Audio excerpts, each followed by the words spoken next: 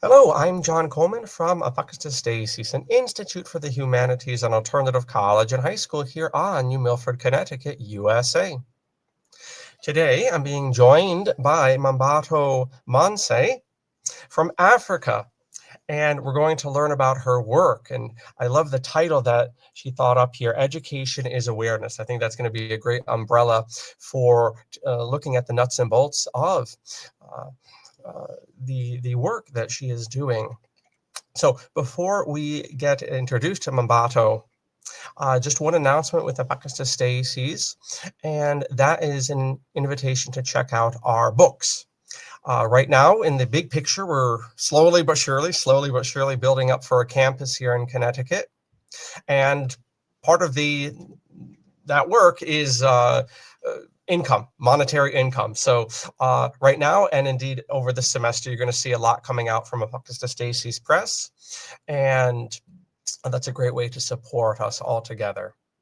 Down below, besides our website, we'll also have Mmabatho's, which right now I'm pulling up on the screen here. It's very well designed, very sleek, and very informative altogether. So as I'm doing that, Mmabatho, welcome all together.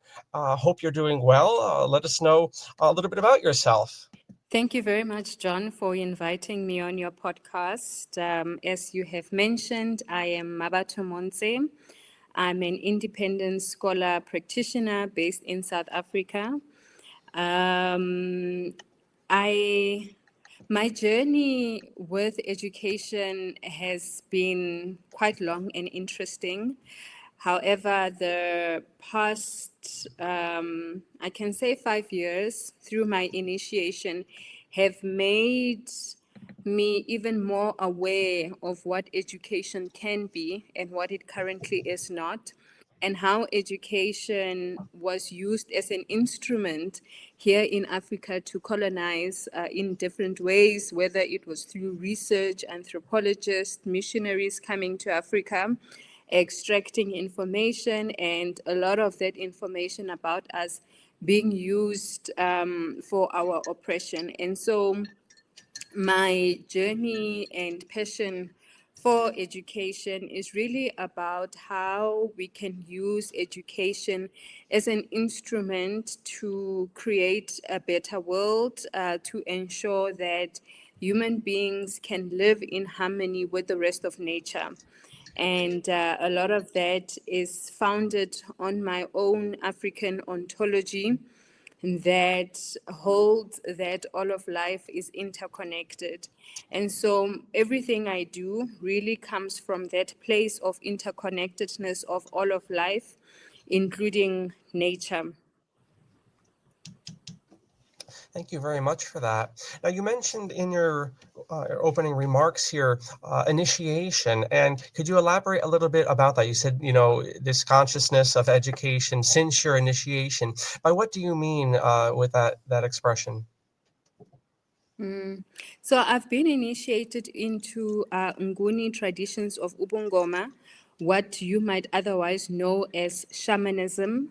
My grandmother, my maternal grandmother, was an initiated traditional healer, and so was her grandmother. And so I come from a lineage, a matrilineal lineage of healers. And so through that initiation, getting to understand the underworld, getting to understand ancestors, and commune with them in more deliberate ways and in more ways that I'm aware, because I think our ancestors are always with us. A lot of the time, we are not aware of that fact. And when I speak about ancestors, I speak about our relations with nature. And so in African contexts, mountains, rivers, animals are part of our families. You'll find that in most African traditions, people have what they call praise names, which basically tell a story about your lineage. And it tends to reveal the greater than human lives that form part of our relations and kinship. And so, since my understanding of that, I find that my education is increasingly concerned with the polycrisis we find ourselves in. And for as long as we are not aware of how we are connected with the rest of the life we share the planet with, then it will be very difficult for humanity to respond effectively to the polycrisis. Thank you for illuminating that. And I see on your about statement here on your beautiful website, up here you have the expression of transdisciplinary spiritual decolonial practitioner. And that's it's a mouthful, but it does obviously encompass where you're coming from, as did your illustration just now of that so-called shamanic, or whatever the proper terminology is. So different, I think, as you're laying out your work, and we're getting to know your vision, Mmabatho. So different, even some of these points about lineage and connection, and you even mentioned the polycrises, which we might want to define momentarily. But all of it so very different here in North America and just in the general Western educational paradigm. I'm thinking we have such a mechanistic understanding. For some reason, the past couple of days in this conversation in different of my classes, I've been really annoyed by Newtonian overreach. This Newtonian idea of a mechanical universe, and how that has completely infiltrated, and this mechanistic language, and also very, very materialistic language, is misapplied to so many aspects of life, including education. And so here we are. I reckon there's probably a similarity with time spent in school in mainstream schools. But here we are in North America. People spend all this time in school to quote unquote get a job. And you mentioned something vital, and I'm going to ask you to elaborate on this, and that's the poly crisis. Most people wouldn't even understand the different crises that are happening and that affect them. Our consciousness, so-called, in education is so low. All we're concerned about is some materialistic so-called success, completely removed and boiled down and excised from a larger tapestry of life. So any thoughts on those points? And in particular, if you could define the polycrises, Mmabatho. Mm. I mean, John, when you begin by understanding why it is that we live in such a mechanistic reality, you easily get to the conclusion that the overemphasis of patriarchy or the masculine through the ages is much of what has formed the way we relate as human beings. So whether it is capitalism, which is really based on extraction, on competition, um, and a very mechanistic way of thinking and doing about things, very linear, you can easily see that that is connected to patriarchy. And when one thinks about patriarchy, one can easily take it back to religion and the early formations of Western Christianity. And the reason I'm bringing this up is because we can also, through this lens, have a better understanding of how the sacred has been removed from everyday life. So from people, everyday people recognizing that they have spirit living in them and therefore they are sacred. Or even to take it a step forward, to see how nature, which is a feminine principle, or the feminine herself, has been removed from how civilization or this particular I think how imperial societies have functioned.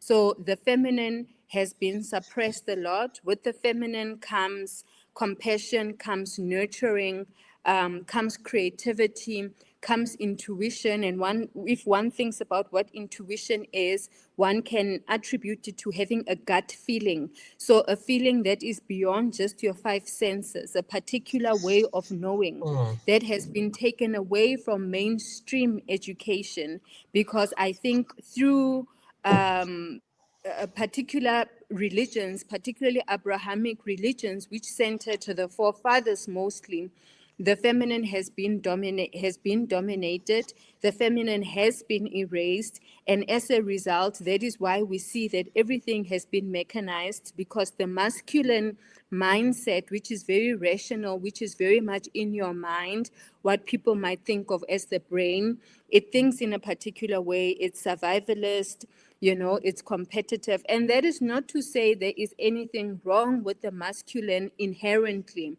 However, when it is out of balance, it then causes a lot of destruction. And that is why I believe we need the feminine energy to complement the masculine and to create balance. And so when there is the feminine within education, we'll find that education becomes more creative, education becomes more relational.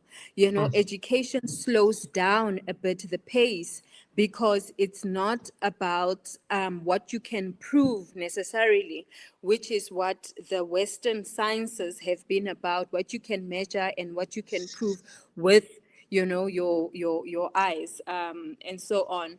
So from that perspective, one can then take it a notch further to then look at what the polycrisis is.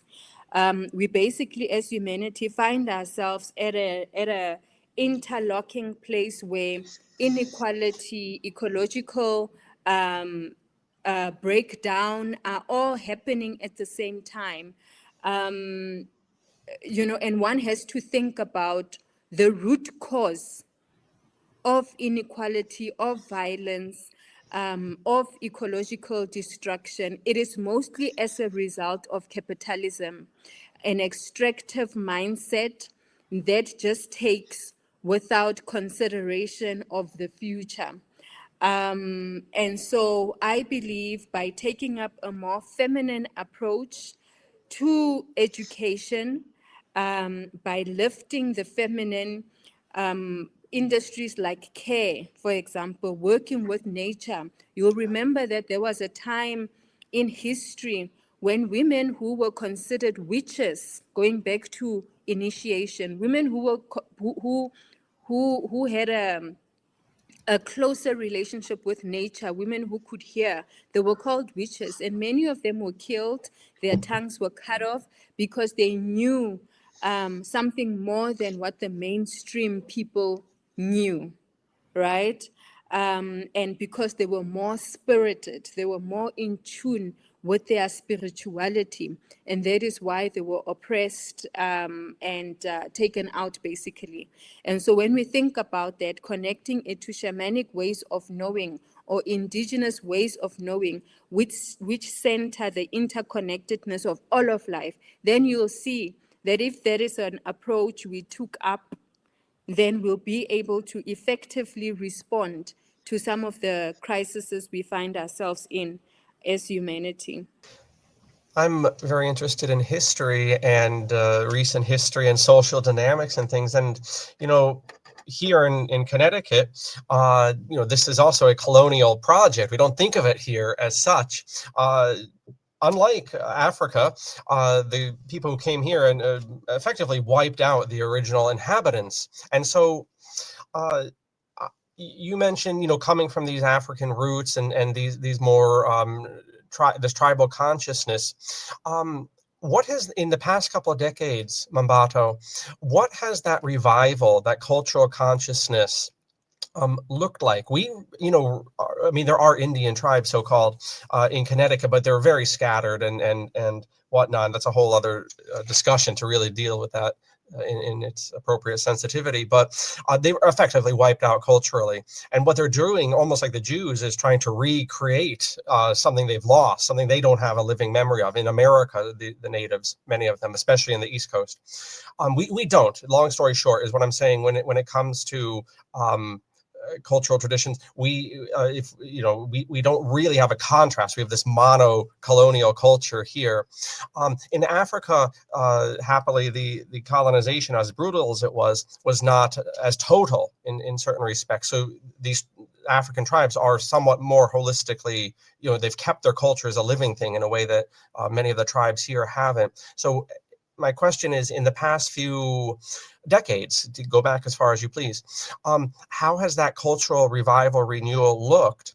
And also, I think appropriate to that question of a historical analysis explanation, maybe we could also ask, and I could restate this if you need, what does this type of education practically look like in the classroom? These are, I think, two questions that are related, and I can rephrase them to remind you if you need as we go. Yeah. So I think that, and I believe that inherently all human beings know their true nature. And our true nature as humanity is that we are nature beings. We share the same animating force with plants and animals, with oceans and rivers. And so we are a part of nature. And I believe that we have been denatured through our social conditioning that has happened in various ways. Of course, some people have been more affected by it than others. But fundamentally, I believe all human beings have got the capacity to connect with nature because we all come from the same source. And then my research on epigenetics and ancestral trauma. So post my initiation, I then embarked on scientific research to understand what happens when I can hear my ancestors speaking to me, and I have these dreams that are so vivid and they are so alive. And when I go into a trance, I wanted to understand what happens to me. And so I started doing research. And through my research, I came across the study of epigenetics, which is the study of nature and nurture, and how our environment and how we've been nurtured influences who we become. And this particular field of epigenetics confirms what my ancestors have known, which is to say we inherit our ancestors' memories. Now, epigenetics go as far as saying we inherit 5 to 7 generations of Mm. memory through our genes, right? So this confirms, or it connects back to what I said just a few moments ago, to say I believe we all have our ancestral ways, because the memory lives through our genes. Of course, it does take quite a bit of time to get through our own conditioning in order to retrieve this memory. In my work, I've dubbed it metaphysical memory transmission, which requires an effort from the person who's trying to remember, but also just to say these memories are accessible to us if we want to have access to them.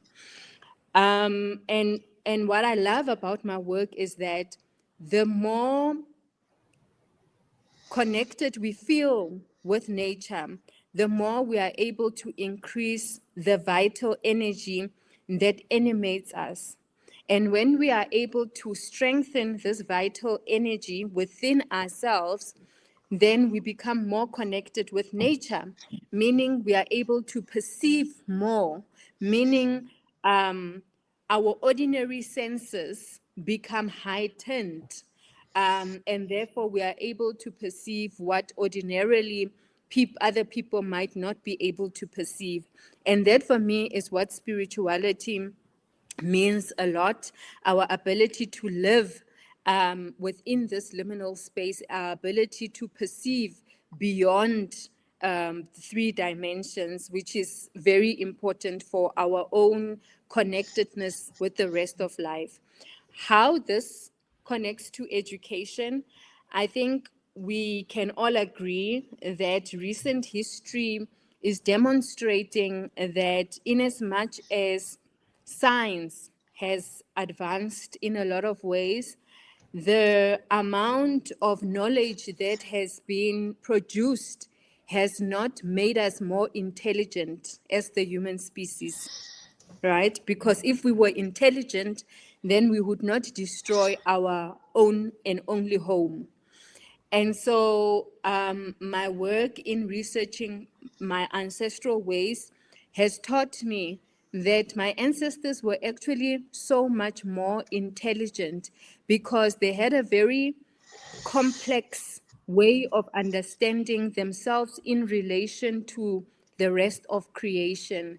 I mean, if you are able to understand your interdependence on with rivers, with other animals, then you have a complex mind.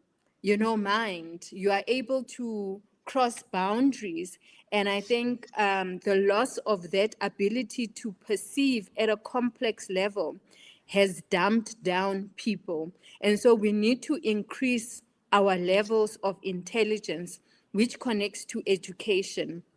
For me, education is being able to think across complex systems, being able to integrate knowledge. You'll note that many of philosophers, artists, like even Leonardo Mm. da Vinci, they had the ability to bring together complex knowledge systems and create something beautiful out of them.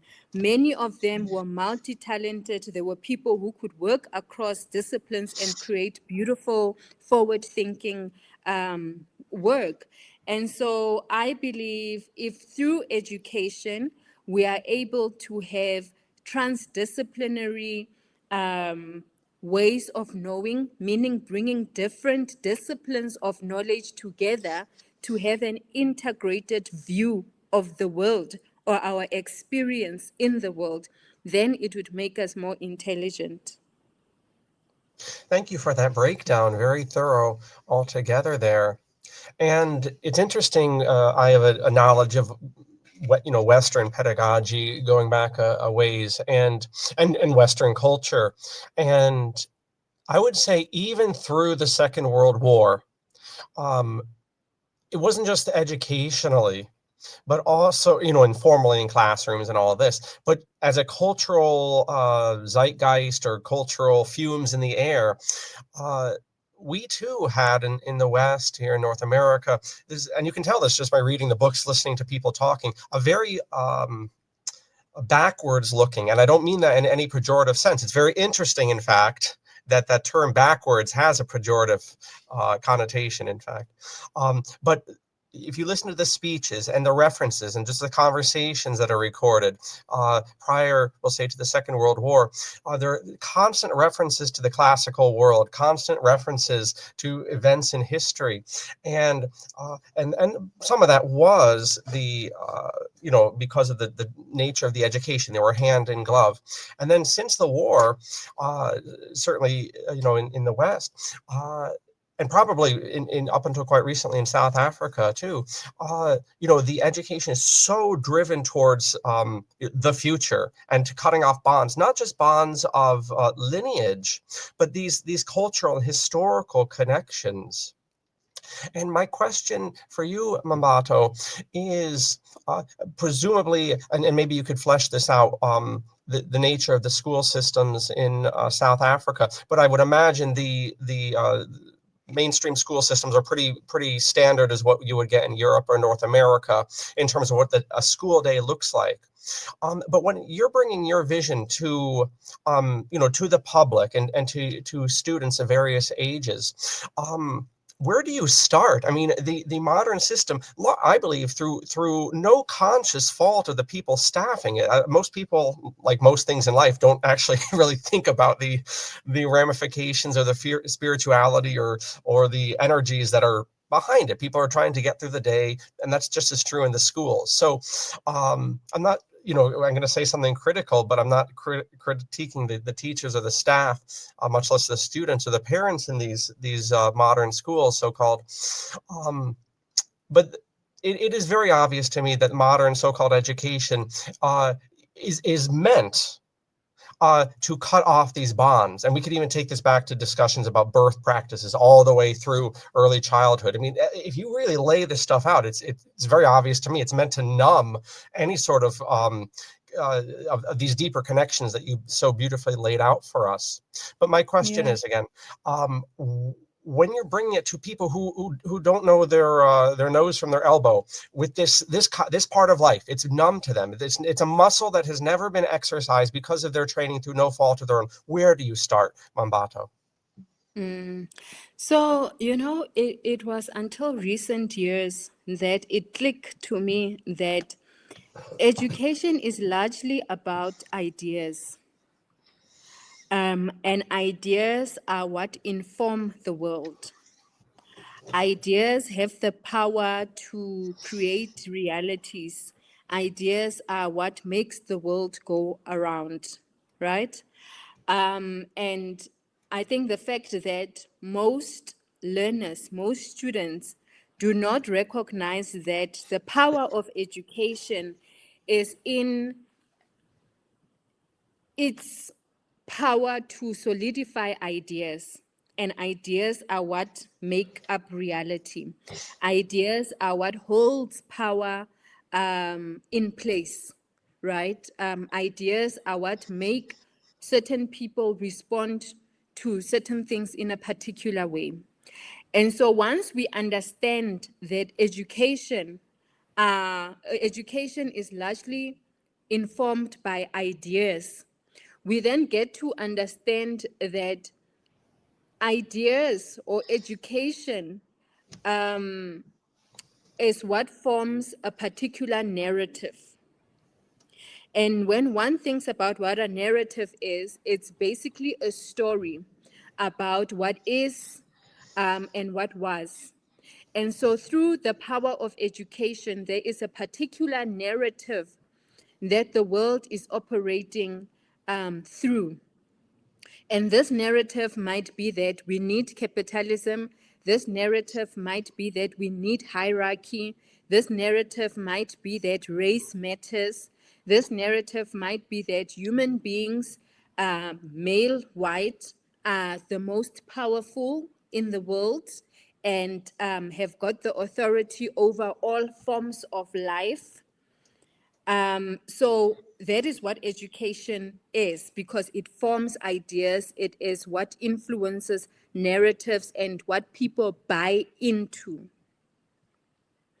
And so the fact that many people, the majority of the world, ordinary people, as we might call them for the purpose of this conversation, are not aware of the power of education and how education can be used as an instrument, it means that the people who have come up with this particular narrative that we currently have running the world have made sure that the people, the foot soldiers, which is ordinary people, the workers, the middle class, the poor, have bought into a particular idea to say this is just how things are.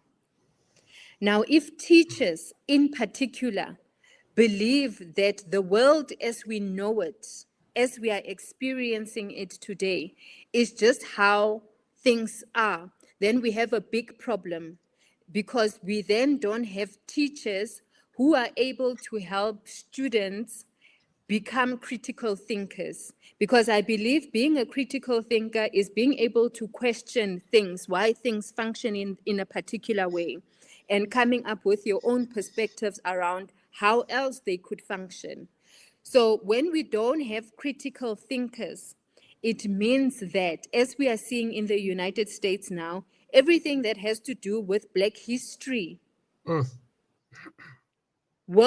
they will try to erase it because they do not want a competing narrative.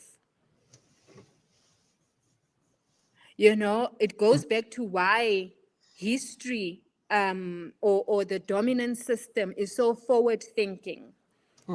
Because at every age or era in history, when there is a global upheaval or where there are opportunities to change the way things function, these systems obviously recognize that, and they want to make sure that they hold on to their power, which is held within a particular narrative.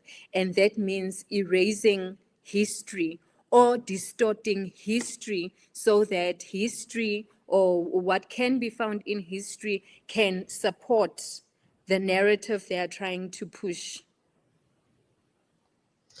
Yes, certainly in these United States, the ruling class, or the misruling class as the case is, they have a PhD in setting people against each other. It's amazing how they'll do this. And this is, you know, it's as old as the hills, divide and conquer, and how the people, and this is throughout the world, of course, but in this country, how the so-called masters of this society set people. You mentioned the Black History Month in February here, as of recording February, you know, becomes controversial, and how the the people who are setting people against each other are so adept at this. And part of this is the nature of modern schooling, especially, I believe, certainly since the Second World War, and these trends have greatly picked up the pace, is that one of the lessons, the problem, I think, of these modern systems of education are the unwritten things. Those are where the real damage is done. It's not on, necessarily false material that's explicitly being taught. It's the stuff between the lines. And I bring two things to your attention, Mmabatho, and perhaps you can bring your insights to these points. In modern pedagogy, the original sin of it, I believe, is the breaking of bonds. And that's in literally how the day is organized, where the month and the year and the students' curricula from the young child to the young man, young woman, and that is constantly breaking bonds. Right, we're going to study this now. Mmabatho is going to teach us this for 45 minutes, and now we're going to do mathematics for 45 minutes, and now we're going to do this for 45 minutes. Now we're going to eat lunch for 45 minutes, whatever, and keep doing. And these sciences are taught with no connection to each other whatsoever, and the instructors have only a superficial connection, and one knowing what the other is actually teaching. That's constantly being changed year to year to year to year.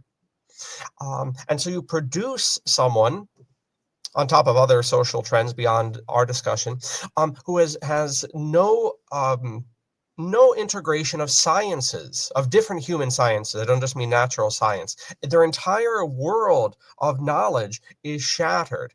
And that's, I believe, very deliberate, to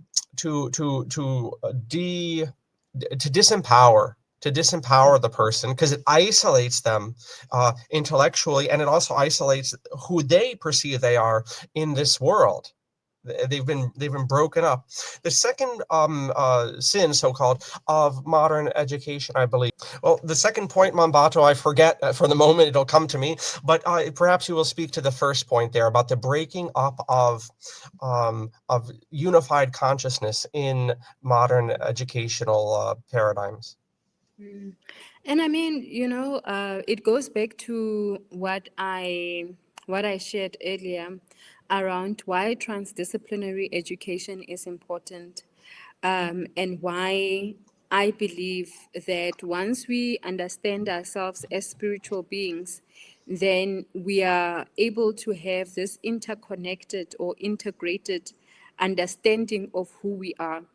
I think if, first and foremost, individuals do not see themselves as a body that is made up of bodies, because when you think about the nervous system and the thousands, if not millions, of organisms that work independently and interdependently to ensure that one has a healthy functioning body, you'd be amazed, right? And when we understand how food nourishes our bodies for optimal performance, how air nourishes us for our oxygen regulation and just optimum health, just these different things that we rely on without cognitively thinking about them, that work together to ensure that our bodies function in a healthy way, then it would be silly to think that our existence in the world should be anything different.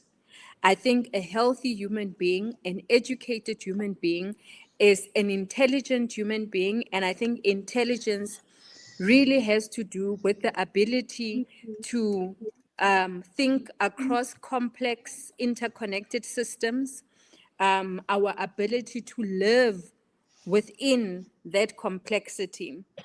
Once we want to make everything the same, homogeneous, once we want to reproduce our sameness in other people, then that makes us unintelligent, because it means we require less to exist. We require less resource. We require less faculties, because when you're doing the same thing every day, you no longer at some point use your mind, because it becomes automatic, right?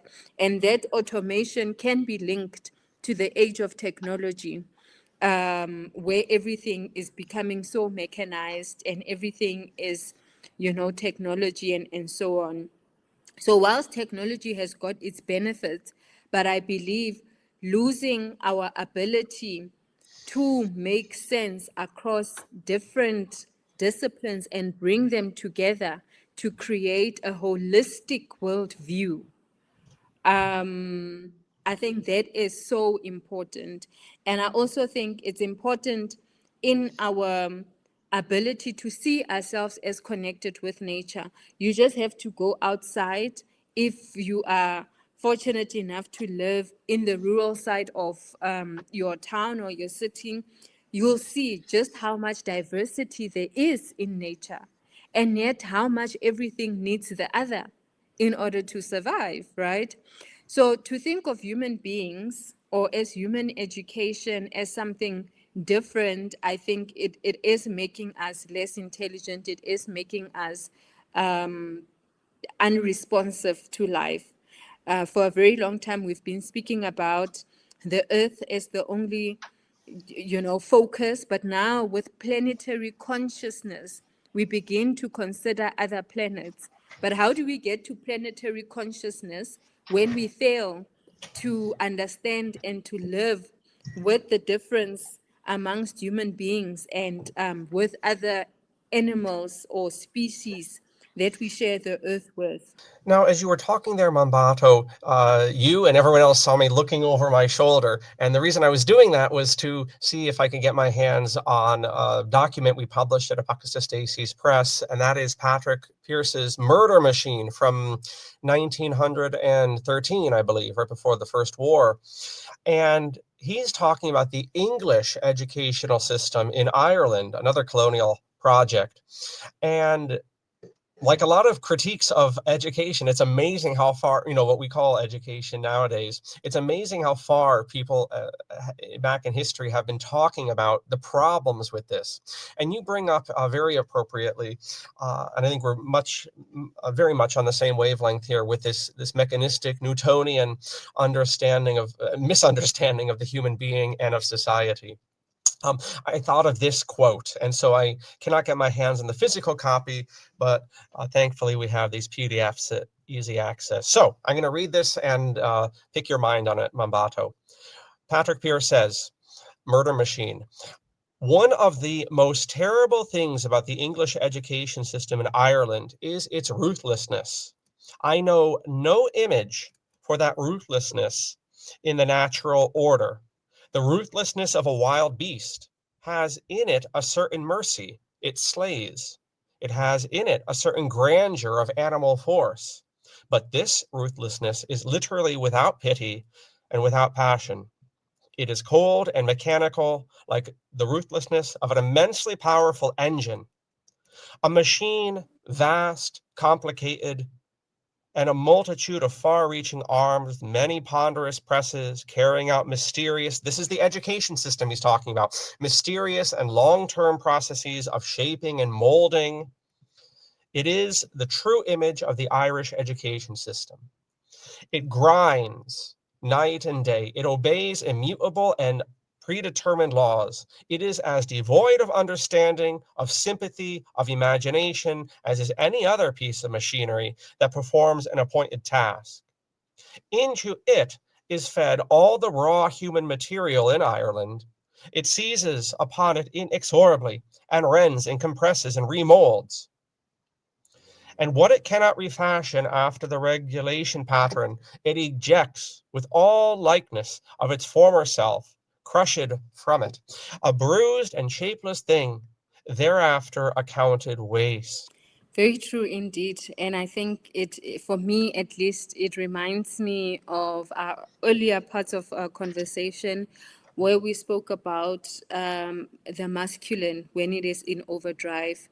When you think about what the masculine principle represents, so, they speak about this merciless animal that just preys and takes and it slays. So when one thinks about the survivalist components of the masculine energy, the hunter, I think I also feel drawn to also think about how the mind is understood within spiritual sort of like spaces, to say a mind, in as much as it is a beautiful, for right now I'll use the word companion, but it's a horrible master. So if the mind, an untrained mind, I feel like it becomes this beast. And some people have said I'm not looking for the word serpent, but almost Mm, like that kind of a yeah, description where when you don't understand how the mind functions and how it can dominate all other senses, then we will not be able to understand the masculine principle in its distorted form, because I don't think a healthy masculine is the way the patriarchy has manifested itself, but I think a distorted version of it will definitely be in this way. And so when you think about who has been at the forefront of development, even in education, it's mostly been male thinkers. Anything, even from Western education, you look at Maria Montessori, mm, she's more on the, what's the word I'm looking for? She's not mainstream education, mm. so the dominant thinkers have been male in the educational, in the field of science. And that is why I think science has lost the ability to be more in tune with the rest of creation. Yeah, I hope that responds. But I completely agree with the text you read, and I'm sure it would be a very interesting article for me to read. Yes, for yourself, Mmabatho, and for the audience, I will put that PDF link in the description. And before we get caught up on your output, whether it's your podcast or any publications you have, I did think in your response just now to bring things back to your own work. The text we looked at, the last word was waste, according to the author Patrick Pierce. The modern so-called education system uh, treats the student, the soul of the student, and the body of the student, for that matter, as waste to go and staff its factories and its McDonald's or whatever they replace the factories with now. Waste, waste, waste. Bringing things back to your work, Mmabatho, what has been the response from different people who've heard your programs, your storytelling, your podcast, students of whatever age, as young as you please, as old as you please, about the worth? The worth. We have an educational system which works hand in glove with a very disordered society to create, and this is very obvious to me on so many levels, discouraged people. And a lot of that discouragement to earlier parts of this conversation comes about by isolating the individual and who they are on this earth and what their life actually is in a larger tapestry. And that creates discouragement. And once you have people discouraged, they're fearful. To our mutual contact, Dr. Fisher, and that that focus on fear and fearlessness, it's easy to control scared people. When you bring this holistic vision to people of this so-called shamanistic vision to people of life, this tapestry, which many traditions in their best days assert, what has been the response from people, from students, to your work? People that have had this consciousness awakened in them. I want to start by going back to what you said. I think the idea of worth or worthiness, feeling worthy, is very much connected to the way reality, or the way the narrative has been put out there. The narrative that if you do not earn particular income bracket, if you don't live in a particular neighborhood, if you don't have particular material things, it's like you don't matter. Your Mhm. ideas, your thinking does not matter. And so it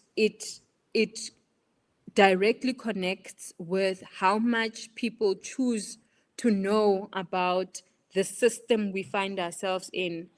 I think if people do not think it is in their interest to educate themselves, because I think that is important, to have adult learners who have the capacity to research for themselves and make up their own minds about what is true and what is false, because it also takes us away from the idea of just following dogma or just following others because it seems better.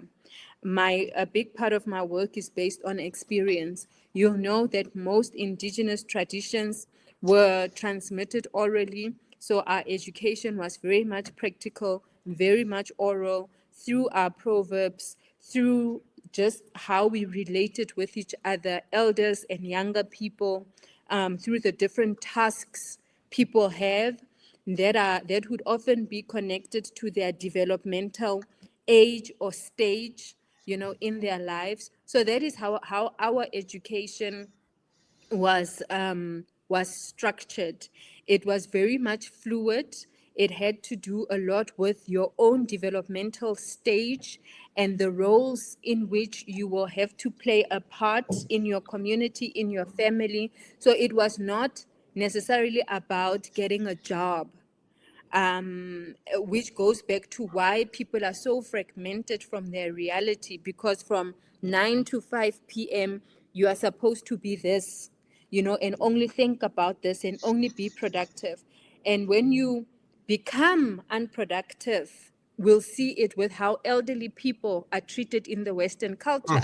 Elderly people are taken to old age homes. It's like you are discarded because you are no longer useful.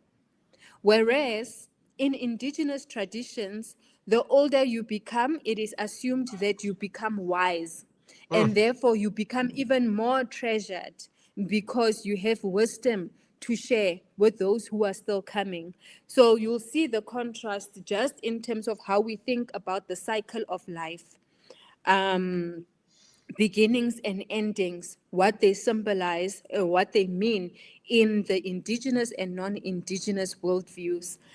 So I believe that it is all our responsibility to reflect and to research our life experiences so that the things we share with our children, with those who come after us, especially if we are professional educators, that we are sharing from lived experience, not only necessarily from the book, because we know that books are written by people and books inherently carry a particular bias because it's an idea and people want their ideas to be bought, because ideas that are bought are capital.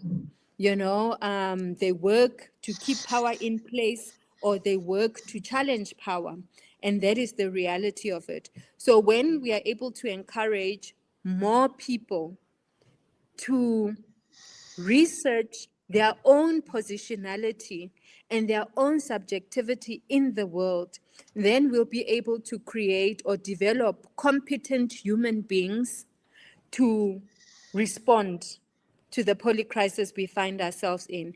Because if you are going to research what it means to be materially wealthy, and whether that connects with being a responsible human being or being compassionate, we'll see that it does not necessarily correlate.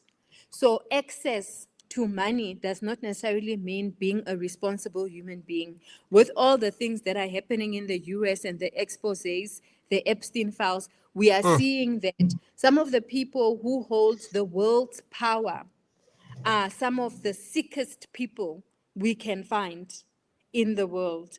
And so we need to then have the capacity to question what it means to be in power, what it means to have money, if it means you don't have class. Because they are the elite economically, but if we are going to associate money with class, then these people do not have class that are doing all these things. So for me, our sense of our ability to prove or disprove our experiences enables us to become scientists in our own spaces. because then as an individual, I need to go think about my experiences as an African woman in Africa, who's experienced a whole lot of domination in different ways, why my experiences are this, and then situate them within a broader reality or a framework to begin to question some of my own lived experience and to make sense of these things. And so that is what conscious conversations is about. Through conscious conversations, my intention and my aim is to create a global educational platform that focuses on theory and lived experience. So how are we able to connect our lived experience to create knowledge by using theory? And I think the more we are able to do that, the more we are able to create an education that has got the capacity to develop awakened learners, lifelong learners, or more aware lifelong learners, yeah. Excellent. Thank you for that. And before we bring the bird down and learn what you have coming up with any publications or podcast themes or whatever the case may be, humanist and literary aficionado that I pretend to be, I would, if people want to have a very interesting meditation on, the sorrow of placing a job and placing a career at the center of one's life and finding one's personal worth in such. We're quickly losing a lot of our own culture here in America because of the technology. It's very, very short attention span. There was a book, even when I was a boy, that was taught. It was a play called The Death of a Salesman. I don't know if you've ever heard of that, Death of a No, Salesman, Mmabatho? no, I No? haven't. The author was Arthur Miller, who was married to Marilyn Monroe for a second there. He's buried down the road. I was shocked when I found that out. Arthur Miller is just buried maybe 10 minutes from here in Roxbury. But anyway, Death of a Salesman, I would recommend to a real meditation on the sorrow that comes with pinning your worth as an individual on your productivity in this market. Because this market, and I don't care if it's good or bad or whatever, it's going to chew you. It does not care about you whatsoever. And it's just as false. Not even the stock market, the whole darn economy is just as false as the educational system. And that's a whole other discussion there. But I would bring that to people's attention because it really is worth pondering what, to Mmabatho's whole work, what is the point of all this? What are we doing here? And there are dead ends, and sometimes art can, very gently point out why certain things are dead ends. So Death of a Salesman is worth pursuing. I will put that down below. That text. I will put Patrick Pierce's text, The Murder Machine. Certainly Mmabatho's will be on top of both of those. People will check that out. And at the very bottom, there will be Apocatastasis' website. But Mmabatho, when we do go to your website and when we do contact you with different correspondence related to your work and whatnot, what have you coming up? What have you been working on in terms of topics, and what can we look out for from you coming up? I mean, I think I'd like to respond to what you've just shared now.